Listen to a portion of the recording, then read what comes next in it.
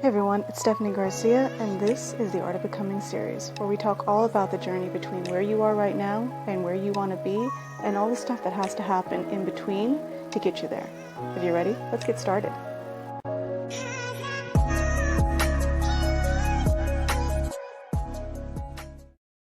Hey everyone, how y'all doing? How are you handling the things that are going on in your life? How are you handling the things that are going on around you? And I ask this because that's what I want to talk about in this episode. How we react to the things that are happening in our lives. Some people call that self-mastery or self-control. Either way, it's how do we control or master our reactions to the things that happen in our lives? I know it's something that I struggled with a lot for many years. I think many people do that, right?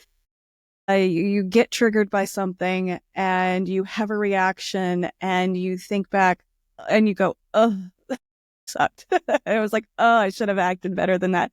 Oh, I shouldn't have said that. I shouldn't have done those things, right? Or you allow all the things to happen in your life and you have a reaction to everything, right? So something happens, you react to that. Something over here happens, you react to that. Something else happens, you react to that. You get a phone call, you get a text, you see something on the news. Every single thing causes a reaction. And it's so much wasted energy, especially when you can't control those things that are happening to you, when you have no control over it. It's wasted energy in the wrong direction. And if you do that enough, you become depleted. We exhaust ourselves with all of this reaction. We exhaust ourselves trying to change the things that we can't, the actions of others, unexpected events, etc. Now, when we talk about like traditional self-mastery or self-control, like the tips typically are notice your reaction when you're triggered, pause, and then sit there and think about how you would like to respond before responding. Or notice you're responding and notice that you're reacting and then kind of suppress it, hold it back. Or just pretend that it doesn't bother you at all. I don't know about you, but none of those really worked for me. I felt like I used so much energy just trying to kind of hold back my reaction. And then if I didn't get it right, there's this space of embarrassment. I wanted to do better, but I didn't do better. And now I had the reaction again. I wasn't great at it. And all of this energy that goes out in trying to hold the feelings back, trying to hold the trigger back, trying to hold the reaction back, all that energy that's spent with the embarrassment that comes in afterwards and that kind of beating yourself up because you didn't get it right, but you wanted to get it right. You talk to yourself about how you would respond again and you didn't do it well. All of that energy going out. What I've learned to do instead is to give space for it, especially at first, right? So when I was in my early 20s, I had a lot of reactions, especially having the background that I had. I was constantly reacting to things. I was constantly being triggered by different things. I wasn't aware of all the reasons that I was triggered, but I just knew that that's what I was doing and I wanted to act better and I wanted to have a little bit more self-control, right? That happens sometimes depending on where you come from, what your past experiences have been, especially if you've had more traumatic experiences, your reactions might be more. So again, if you're wanting to make this change, if you're wanting to have a little bit more self-control or mastery over yourself a bit, give yourself that space, especially at first. Because what I've found is that triggers can be your best tools if you let them be. Here's why. It allows you to become more familiar with yourself. It allows you to become more aware. Yes, it's messy. Yes, it can feel a little bit embarrassing.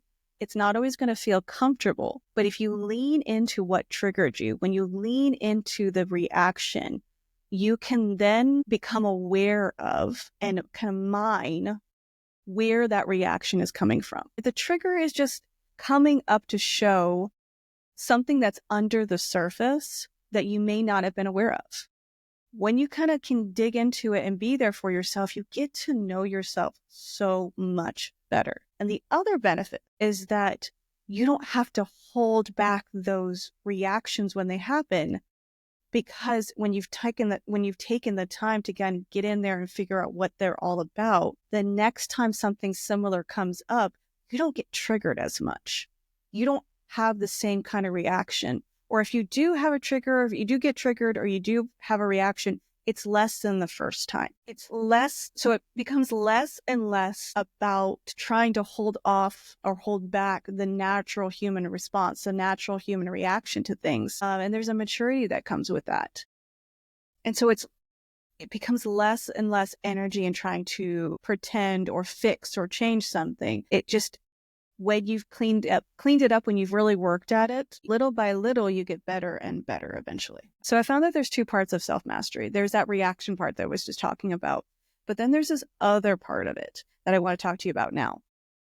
And I'm going to start off with the fact that I heard once Eckhart Tolle say that the definition of stress is wanting things to be different than they actually are. Some of our reactions to things in life can be triggers. Again, triggers from the past experiences that we may have had that are bringing up those reactions. And sometimes our reactions come from the fact that we want things to be different than they are. But again, that is wasted energy because the thing can't be different. It is what it is. For example, the traffic jam is happening, right? Your boss is difficult.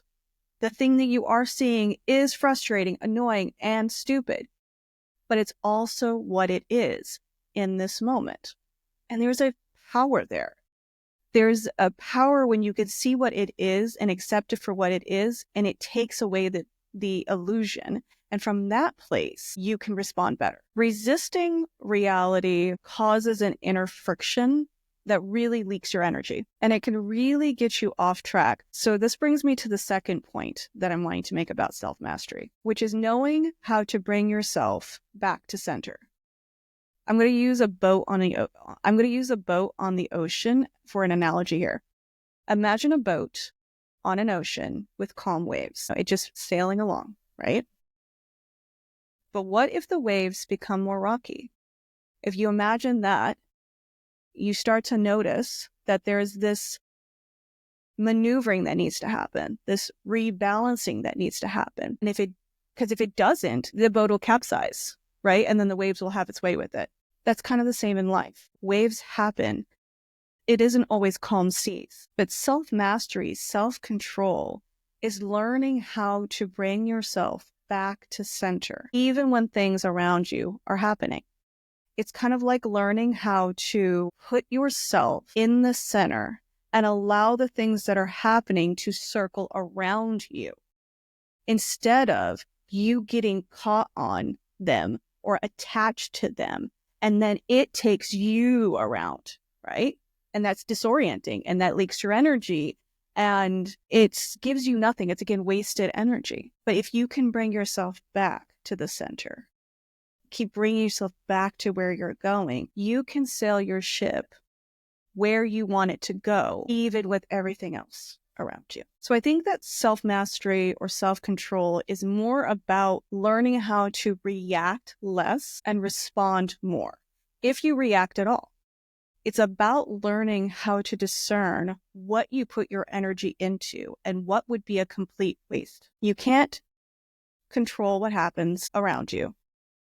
You can't change people's personalities, but you can control you can control how you communicate with them, how you respond to it, the boundaries you set, how much things affect you. I think in the end, we want to have more self-mastery and some self-control because the alternative is really messy and it doesn't always show our best side. But at the end of the day, we're all human, right? And this is a process. It takes time and there's no perfection here. Even when you've done the work over time, things still come along that throw you off.